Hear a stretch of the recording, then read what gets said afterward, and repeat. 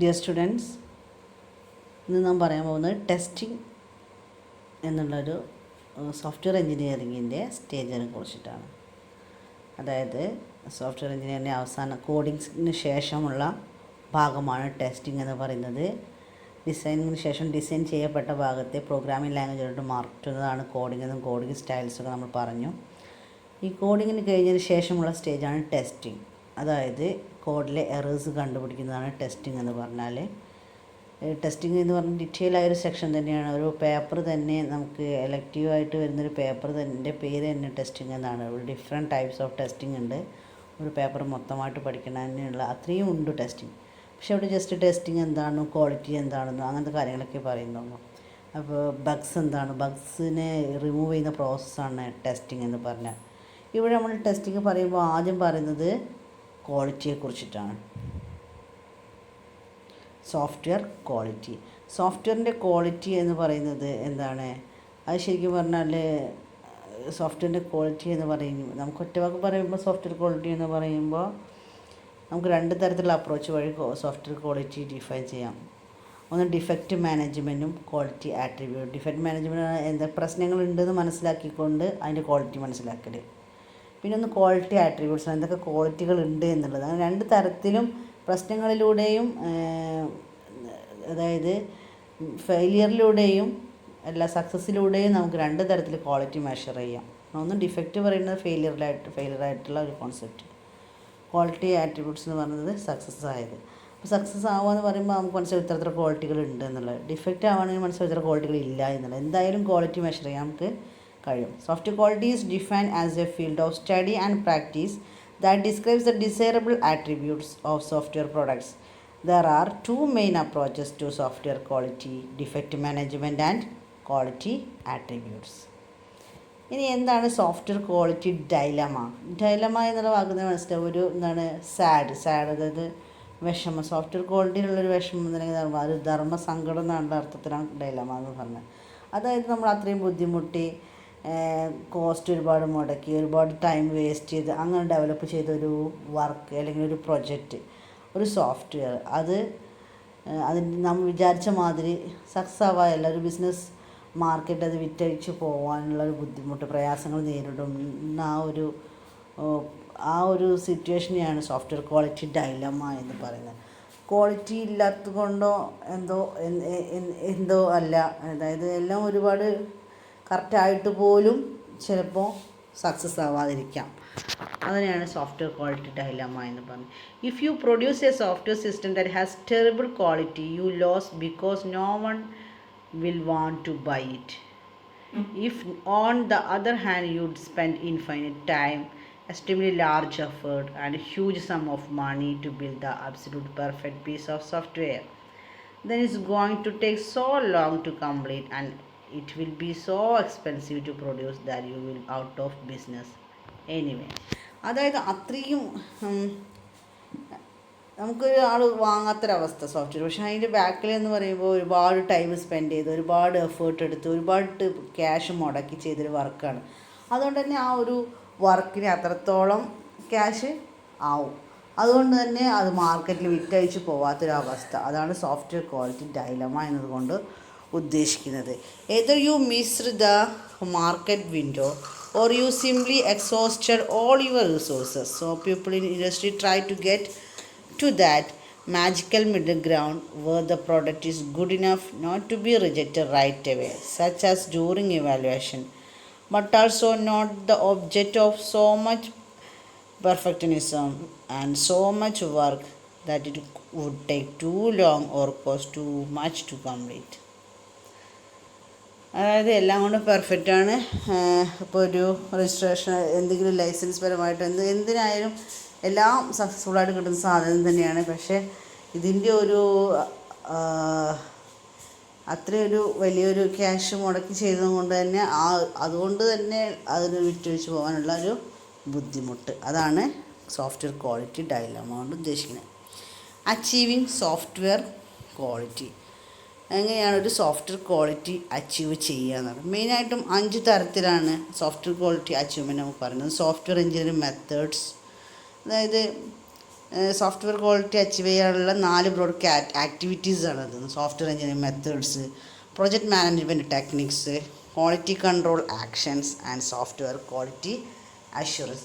ഈ 4 ആക്ടിവിറ്റീസിലൂടെയാണ് നമുക്ക് സോഫ്റ്റ്വെയർ ക്വാളിറ്റി അച്ചീവ് ചെയ്യാൻ കഴിയുക. It is a result of good project management and solid software engineering practice.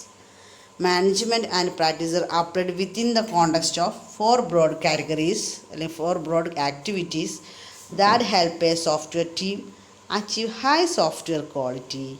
Software engineering methods, product management techniques, quality control actions, and software quality assurance.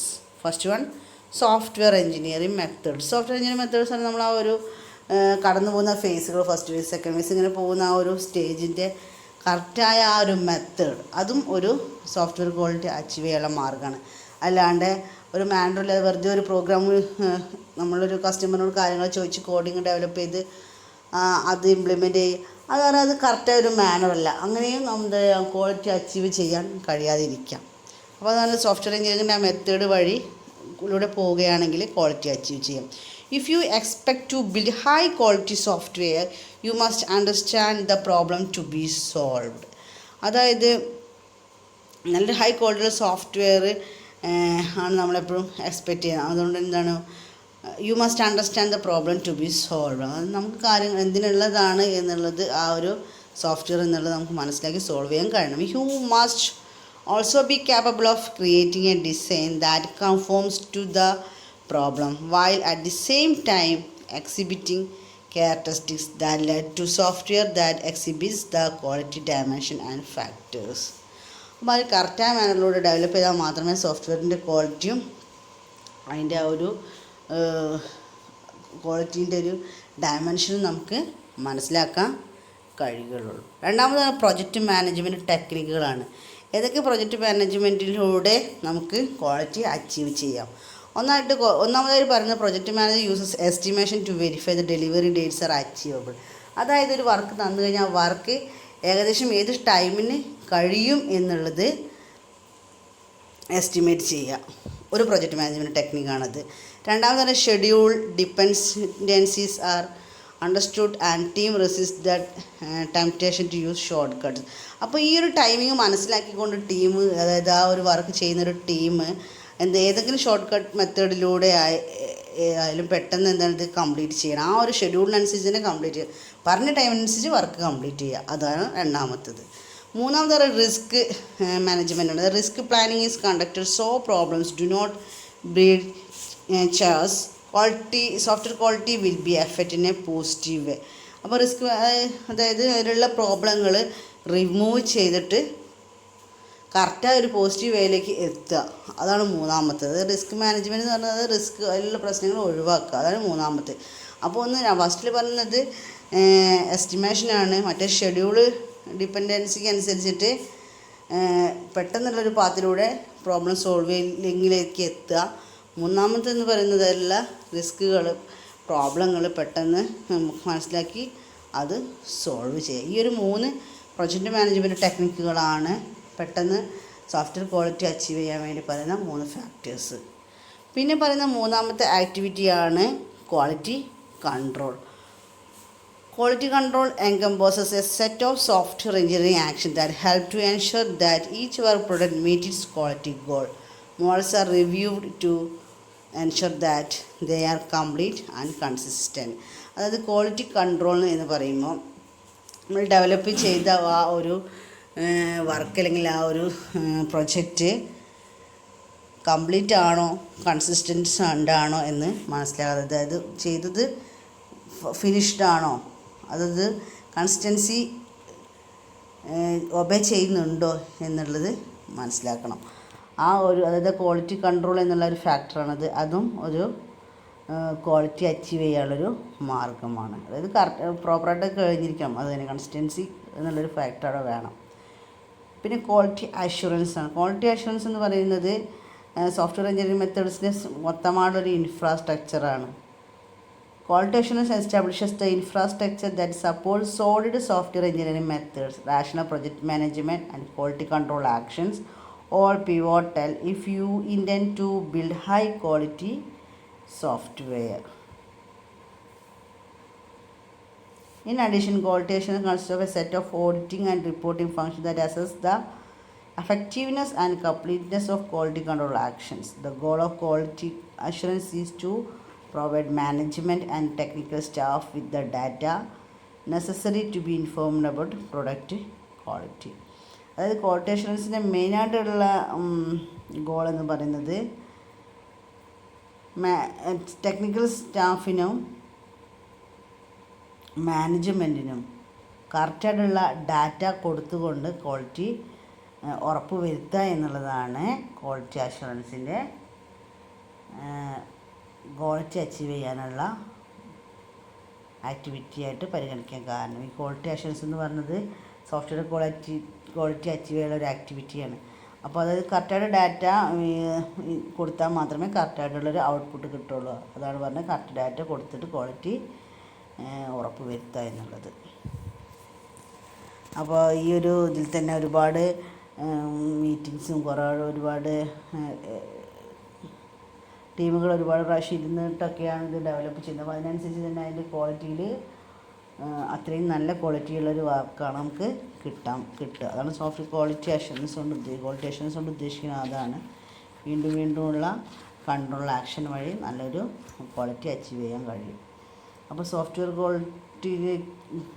Engineering മെത്തേഡ്സും project management ടെക്നിക്കും quality കൺട്രോളും quality assurance എല്ലാം തന്നെ quality achieve ചെയ്യാനുള്ള മെയിനായിട്ടുള്ള 4 ആക്ടിവിറ്റിയാണ്. ഇതാണ് ടെസ്റ്റിങ്ങിൽ first പറയുന്നത് quality എന്നുള്ളതിനെ കുറിച്ച്. Okay, thank you.